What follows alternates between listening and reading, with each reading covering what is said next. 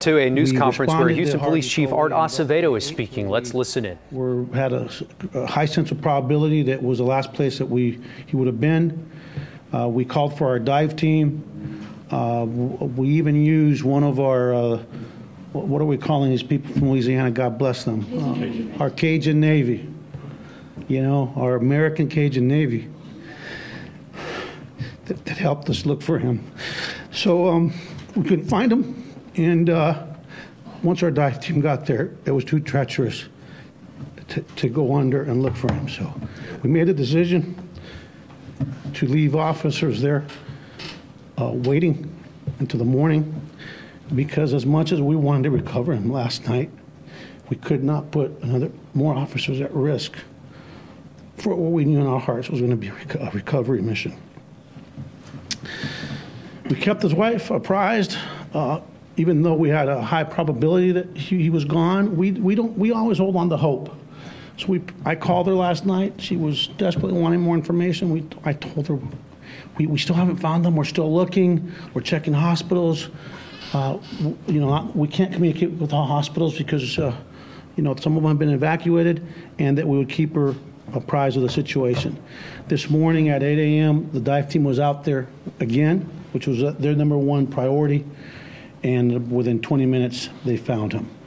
Unfortunately, in the darkness, Sergeant Perez drove into an underpass that's about 16 and a half feet, drove into the water, and he died in a flood, in a drowning type event. Let me just say this, that I had the privilege of notifying his wife and his son and his extended family at their home that he died and he laid down his life. And of course, the wife had the reaction that we always expect when we see these. But I'm heartened by two things. Number one, I got to learn that it's a family of faith, that has faith in God. And when you have faith, there's hope. There's hope in eternal life.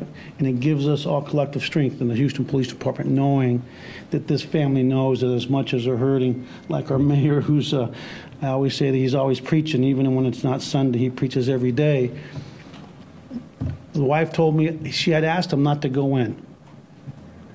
And Steve, who's one of the sweetest people I've met in this department, I've only been here 9 months, okay? And we've got 6,500 employees, and I knew who Steve Perez was because he was a sweet, gentle public servant.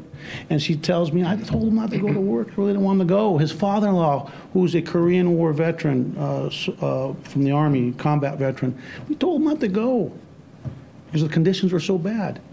And his response was, we've got work to do. And here's a man that didn't spend 20 minutes and then come back and say, hey, I tried. He spent close to 2.5 hours because he has that in his DNA. And so I told his wife, let me ask you something, ma'am. You're a person of faith. If the Lord is going to take him today, how do you think you would want to go? Laying in bed, watching a disaster, or doing what he's done for 34 years? And the smile that overcame that woman's face, his beautiful wife, said it all. If it was his turn to go, she said, this is the way he would have wanted to go. And so with that, I just want to tell the men and women of the Houston Police Department that what you have displayed for the past 4 days, sleeping on cots, our dive team yesterday, their only meal was a power bar. And they were out there at 11:30 at night. And had we let them, believe me, they would have gone in that water. So for those that have been tweeting about, hey, why are the cops being fed? Well, they can't save people. And despite the fact that we have not been able to do the best of jobs feeding them, they are out there on a power bar having worked 37 hours. So I'm sorry that we're feeding them, but that's why we're doing it, so they can save lives. And so with that, I just want to say that we will continue.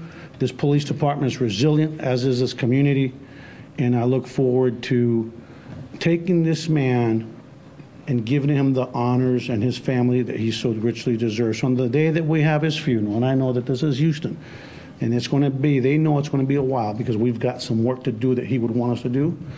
We will apologize now when we mess up traffic. But the least we can do is the day that we say goodbye, that this family, this community get an opportunity to pay their respects. And with that, we can open up to questions. Señor Acevedo, ¿podría contarme un poco sobre esta persona que usted comentaba y cómo ha trabajado la policía en estos casos? El sargento Steve Perez lleva 34 años de servicio, tenía 60 años de edad, iba a cumplir, como dice el alcalde, 61 años en 2 días. Creo que el día 2 de agosto, salió de su casa el domingo a las 4 de la mañana. Había muchas inundaciones, mucha lluvia, mucha oscuridad. Había un área que que no es el área como una ciudad grande. Tomó casi 2 horas y media tratando de llegar a su estación aquí en el centro, pero no pudo encontrar carretera que no estaba afectada. Tenía tanta dedicación este sargento que lo que hizo fue llamó a su estación y dijo, voy a la estación de Kingwood porque no puedo llegar a mi estación. Y desgraciadamente como a las 6 de la mañana, o no sabemos exactamente cuándo, no vio que estaba hundido un lugar que es como de 16 pies que estaba todo hundido y falleció. Esta mañana a las 8 de la mañana lo encontramos y tuve el honor de ir a la casa de su familia y decirle a su señora que su esposo murió haciendo lo que se dedicó 34 años, en servicio de su ser humano. Okay, anything else? Okay, guys, thank you very much. Good job.